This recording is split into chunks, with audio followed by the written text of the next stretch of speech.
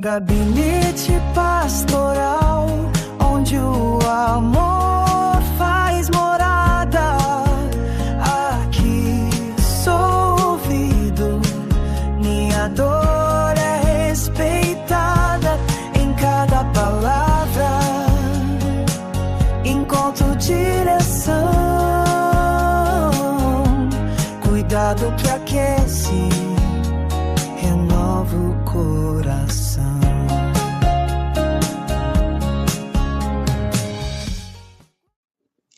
Olá, seja muito bem-vindo a mais um Gabinete Pastoral. Aqui nós cuidamos de quem cuida. O assunto para essa semana é um assunto muito interessante. Nós gostaríamos de falar um pouquinho sobre a negligência involuntária da família. Você já percebeu que algumas situações das nossas vidas parecem que a casa, a esposa, os filhos, parece que estão competindo com a obra de Deus? Você já parou para pensar qual lugar ocupa a sua família na sua casa e no seu ministério? Você já parou para pensar que algumas pessoas às vezes dão mais atenção à igreja que à própria família? O apóstolo Paulo, escrevendo ao jovem Timóteo, em 1 Timóteo capítulo 5, no verso 8, diz o seguinte: se alguém não cuida dos seus, especialmente os da própria família, tem negado a fé e é pior que o incrédulo. Essa palavra é muito forte. Paulo não fala de falta de fé, mas fala de desordens nas prioridades do líder. Quando nós pensamos na negligência, a negligência nada mais é do que uma omissão.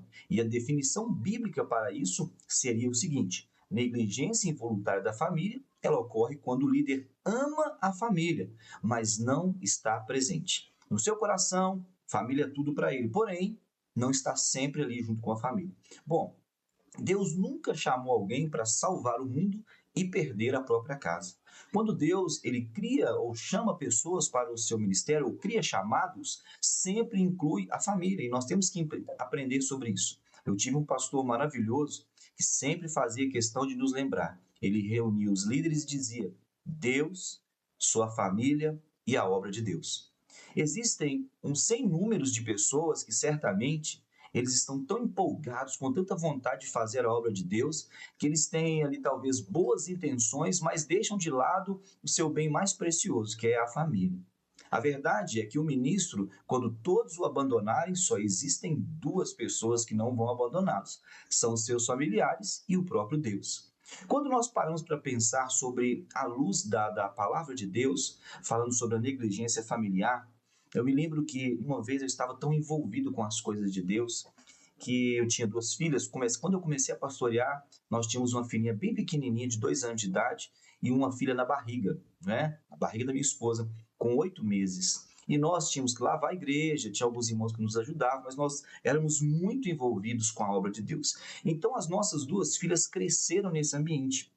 E eu não consegui perceber que num momento específico estava pregando a respeito de uma mensagem evangelística e a minha filha me pediu um gabinete. Ela me chamou e falou: pai, o senhor tem um tempo para mim? Essa minha filha, eu tenho duas filhas, uma é mais sistemática, a outra é mais falante, mas essa filha mais sistemática me pediu uma reunião, como se eu não tivesse tempo para ela, e aquilo me tocou profundamente. E ao pedir esse gabinete, essa reunião, eu sentei com minha filha, como sento com um outro membro da igreja, e dei a ela toda a atenção, e ela me disse assim: pai, eu quero aceitar Jesus. Irmãos, aquilo me deixou feliz, porque ela estava tomando uma decisão sozinha, ela quis fazer isso, né? Já estava grandinha, com mais ou menos 9 anos de idade, mas no meu coração eu fiquei sentindo assim, sabe, o coração muito apertado, uma alma entristecida, porque eu não consegui perceber que o Espírito Santo de Deus já estava falando no coração da minha filha, e talvez eu, não, como pai, não consegui falar para ela: olha, minha filha, você gostaria de aceitar Jesus? Até longe de todas as outras pessoas, ela precisou de marcar comigo um gabinete, e isso me ensinou muito. E quando nós vamos para a palavra de Deus, e aquilo acendeu um alerta, e eu cuidei um pouco mais dos meus filhos, né? A minha outra filha já aceitou Jesus, já estava esperando, já estava pronto, porque filho de crente não é crente, precisam aceitar Jesus, isso é muito importante. E isso não pode ser através de uma obrigatoriedade, por isso nós temos que ter muito cuidado com a nossa casa, com a nossa família. Bom, a Bíblia vai mencionar algumas causas da negligência familiar. Eu citei aqui apenas 3, para nós observarmos um pouquinho. Primeiro, A Bíblia vai citar que existe uma possibilidade de confundir chamado com prioridade absoluta. O que significa isso? Às vezes, algumas pessoas pensam que todas as agendas que elas criam para Deus são agendas de Deus. Muitas vezes existem processos que nós criamos e nós não conseguimos entender que Deus está mais preocupado comigo do que com a obra que eu vou realizar para Ele.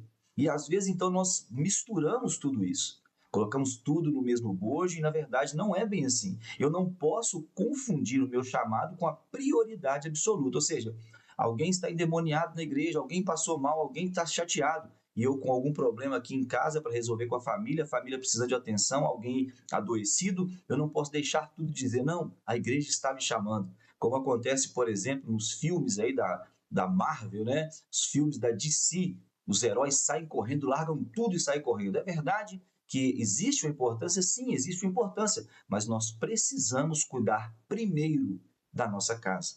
Segunda situação ou causa, o ativismo ministerial não supervisionado. Nós vivemos num tempo onde existe um grande número de igrejas que não são grandes denominações, são igrejas próprias. São igrejas que nós as chamamos de igrejas independentes. E isso é muito ruim, por um lado. É óbvio que tem as suas vantagens, mas tem também as suas desvantagens. E uma dessas desvantagens é que essas pessoas não são supervisionadas. Muitas vezes nós não temos alguém para nos orientar. Por isso até que existem grandes, lindos movimentos, como o Conselho de Pastores da cidade, por exemplo, que geralmente encostam nesses pastores, e esses pastores também buscam ajuda para que eles sejam ali mentoreados. Algumas pessoas querem andar sozinhas, mas sozinhas, infelizmente, nós podemos cair num ativismo ministerial sem supervisão, isso pode nos destruir, ou seja, talvez você destrua a sua vida em nome de Deus, tem que tomar um cuidado muito grande. E por fim, a falta de limites claros. Muitas vezes, o pastor, o líder eclesiástico, ele tem muita dificuldade em colocar limites na sua vida, uma vez que o ministério acontece 24 horas por dia, assim como um policial, mesmo não estando de serviço, ainda assim ele é um policial para a sociedade, ele é uma autoridade, nós temos que lembrar um pouquinho do ministério pastoral. Nós estamos a todo momento, onde quer que você vá, você tem ali aquela responsabilidade interna. Olha, eu sou um homem chamado por Deus para mediar conflitos, para cuidar de pessoas e etc. e tal. Só que nós temos que colocar alguns limites nisso. Caso nós não façamos isso, nós vamos sofrer e sofrer muito. Basta observar o texto que Jesus fala sobre os pobres. Alguém vai arguir Jesus, né, sobre essa questão dos pobres, ele vai dizer a frase, os pobres sempre terão entre vós. De certa forma, Jesus está colocando um limite ali. Por que ele está colocando um limite? Ele está dizendo, olha, não adianta tentar resolver todos os problemas de uma vez só, uma vez que esses problemas estarão aí amanhã também. Então, basta cada dia seu próprio mal. E ele começa a administrar situações que o Pai coloca diante dele. Então, isso significa que nós temos que fazer tudo com excelência, conforme vem as nossas mãos. Ou seja, o Senhor coloca diante de você um propósito, um projeto, um sofrimento de alguém, faça com excelência, cuide da melhor forma possível, mas tenha limites claros. Bom, a palavra de Deus, né, a Bíblia Sagrada, vai mostrar a família como critério ministerial. Ela é extremamente importante dentro do chamado que você exerce. Bom, eu separei também 3 situações para nós analisarmos um pouco. Primeiro, a casa vem antes da igreja. Em 1 Timóteo, capítulo 3, versos 4 e 5, diz que aquele que quer cuidar da casa de Deus, que tem que governar bem a sua própria casa.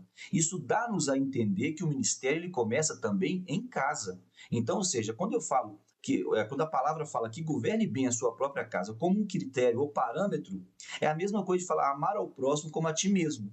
Por quê? O parâmetro é amar a mim mesmo.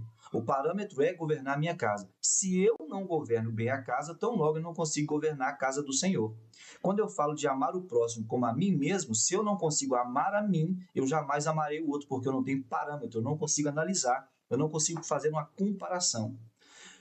Número 2, o casamento como prioridade ou como primeiro ministério. Em Efésios 5, verso 25 diz, vós maridos, amai as vossas esposas, como também Cristo amou a sua igreja e se entregou por ela. O que significa isso? Isso aqui traz uma conotação de ministério, de entregar a sua vida. O apóstolo Paulo vai dizer o seguinte, eu gastarei e me deixarei gastar pelo ministério. E nós, homens de Deus, mulheres de Deus, temos os nossos cônjuges, a nossa casa, nós precisamos estar prontos a nos entregarmos pela nossa própria família. Algumas pessoas talvez pensem isso apenas como um ato de heroísmo, mas talvez nós precisamos entregar um pouquinho da nossa história a cada dia. Não há ministério saudável com casamento adoecido. Você já parou para pensar como deve ser difícil um pastor pregar no domingo pela manhã, no domingo à noite, exatamente no domingo da Santa Ceia, e falar sobre comunhão se ele está tendo problema na sua própria casa, se ele não vive bem com sua esposa, se ele não é um exemplo para sua família, se ele tem vários problemas de relacionamento com seus filhos adolescentes, ou até se ele não dá um bom testemunho na sua própria casa. Então nós precisamos compreender que há a necessidade de o casamento estar saudável para que o ministério também ande saudável. Ok? Nós não podemos dar aquilo que nós não temos. A palavra do Senhor diz que o coração, que a boca fala do que está cheio o coração. Imagina algumas coisas que podem ser despejadas no altar, no púlpito, no momento da mensagem, se esse ministro, se esse pastor, essa pastora, elas estiverem com o coração cheio de mágoa, com o coração cheio de tristeza.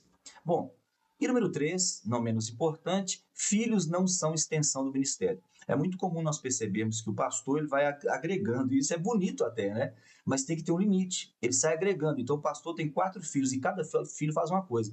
Um é tocador de violão, outro é tocador de bateria, outro é tecladista, outro é contrabaixista, e todo mundo se torna, de uma certa forma, extensão do ministério. Porém, nós precisamos compreender que, embora eles estejam vinculados ao nosso ministério, são pessoas. E cada pessoa precisa ser cuidada como pessoa. Ou seja, o seu filho, ele está indo com você, está tocando na sua igreja, mas ele precisa de pai, ele precisa de mãe. Ele não precisa apenas do exemplo espiritual. Entenda que você tem que fazer uma função dupla, porque você tem que ser pastor, mas você tem que ser pai também. E um dos erros dessa geração é o seguinte: alguns pais, por falta de tempo, por situações de complexidade, por talvez não darem um bom testemunho, eles não querem ser pais dos seus filhos. Geralmente eles querem ser amigo. Inclusive algumas pessoas estão pregando isso por aí. Olha, aqui cabe um alerta. Você que é pai, você que é mãe, vocês não podem ser ou não precisam ser apenas amigos dos seus filhos, vocês precisam ser pais, que é aí que está o erro. Porque o amigo, geralmente, ele vai guardar, esconder. Amigo tem aquela coisa de lealdade, alguém faz uma coisa errada e você não trata a situação. Pai não, pai confronta. Então, talvez a nossa geração esteja vivendo algumas coisas porque nós temos sido amigos demais dos nossos filhos, mas eles precisam de pai e de mãe, que lhes oriente. Continuando, e já partindo para o final aqui do nosso gabinete, existem alguns personagens bíblicos que nos mostram alguns alertas sobre esse assunto, quando o assunto é a negligência no lar. O primeiro deles, certamente você já sabe, é o sacerdote Eli, o sacerdote que perdeu a sua própria casa. Imagine um homem de Deus que a todo momento é questionado pelas pessoas de fora, que a todo momento ele olha para a sua própria história e ele se sente envergonhado. Talvez ele amava tanto as coisas de Deus que nem percebia a maldade no coração dos filhos. Sabe aqueles pais que geralmente falam: meu filho não erra, meu filho não peca, meu filho não mente? Esses aí, sinto muito, mas geralmente são os que são mais decepcionados. Sabe por quê? Porque filhos são pessoas. E pessoas erram, pessoas mentem, pessoas maquinam mal, infelizmente. Por isso que nós precisamos ter do nosso lado não apenas filhos e familiares, mas pessoas transformadas. Que não sejamos como Eli, um sacerdote que perdeu a sua própria casa. Deus mostra também, na sua palavra, um personagem bíblico interessante, que é Davi, o único que foi rei, profeta e sacerdote, né? E a Bíblia fala um pouquinho sobre isso aí. Davi, esse grande rei, esse exímio rei, embora ele fosse um guerreiro extraordinário, um rei amoroso, todas as pessoas se encantavam com Davi. Biblicamente, quando nós lemos a sua história, ou historicamente, ele se mostrou um pai ausente. E quando nós paramos para pensar nisso, porque em nome de Deus até, muitas coisas que ele fez na sua vida, em nome de Deus, mas se tornou um pai ausente. E por fim, eu cito a vocês, Noé. Noé não era tão extraordinário como Davi, não tinha a função ou cargo como Eli, mas Noé foi o líder que salvou a sua própria casa. Em Gênesis 6, verso 18, ele vai dizer: entrem todos na arca. Deus vai dizer a ele: olha, vocês todos entrarão na arca, 6 verso 18. Entrarás tu e a tua casa. e ele levou até os genros, né? Ou seja, ele demonstra, ele é o exemplo de um homem que conseguiu carregar a sua família inteira para dentro do lugar seguro, que era a arca, que era o lugar ali de salvação de Deus. E nós temos que fazer o mesmo, conduzir a nossa família para onde Deus nos tem enviado, com segurança, com cuidado, sem negligenciar a obra e sem negligenciar a família, equilibrando